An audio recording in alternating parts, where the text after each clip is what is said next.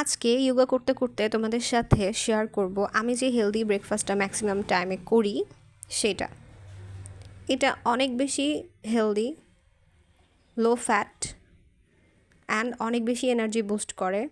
তোমরা এটাকে চিলাও বলতে পারো, ধোসাপিও বলতে পারো, কারণ আমি এটাকে ধোসাপি বলি কারণ এটা ধোসা আর পিঠার সংমিশ্রণ। তো নিয়ে নিচ্ছি আতপ চালের আটা বা চালের গুঁড়ি নিয়ে নিচ্ছি 2 কাপ। আমি এখানে অ্যাড করব ডিম। তোমরা জানোই সকালবেলা ডিম দিয়ে ব্রেকফাস্ট করা অনেক বেশি হেলদি হয়।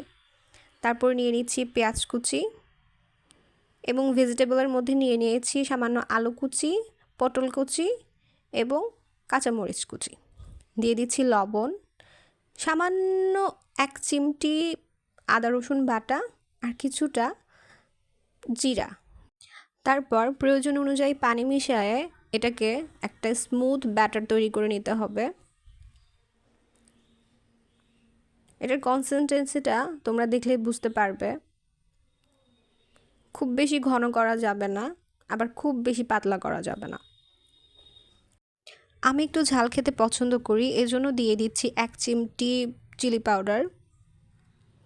ডোন্ট ওয়ারি, ভিতরে যে আমি আলু কুচি আর পটল কুচি দিয়েছি বা যেই সব ভেজিটেবল দিয়েছি চপ করা, সেগুলো সেদ্ধ হয়ে যাবে। এবার একটা ফ্রেশ প্যানে সামান্য তেল দিয়ে আমি দিয়ে দিচ্ছি ব্যাটারগুলো। ব্যাটারটা এভাবে সুন্দর করে ছড়ায় দিয়ে খুব বেশি না, 2 মিনিটের জন্য খুব মৃদু আছে স্টিম করে নিতে হবে। আপনি যখন উঠাবেন ঠিক তার আগে পানি দিয়ে একটু ছিটা দিয়ে দিবেন, খুব সুন্দর করে তারপর উঠে আসবে। এবং সামান্য একটু তেল দিয়ে আপনি এভাবে লাল লাল করে ভেজে নিতে পারেন।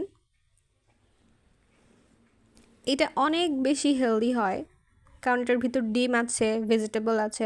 আপনারা চাইলে বাচ্চাদের স্কুলে টিফিনও দিতে পারেন। এটা অনেকক্ষণ পর্যন্ত ফুল রাখবে, এনার্জি দিবে এবং এটাতে অত বেশি ফ্যাট নেই।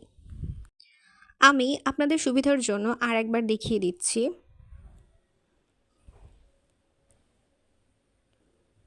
খুব অল্প তেল লাগে, বেশি তেলের প্রয়োজন হয় না।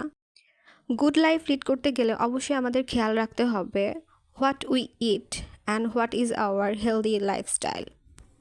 মর্নিংয়ের ব্রেকফাস্ট সবসময় মনে রাখবেন, যদি হেলদি এনার্জেটিক হয় তাহলে সারাদিন সেটা আপনাকে এনার্জি বুস্ট করতে থাকে।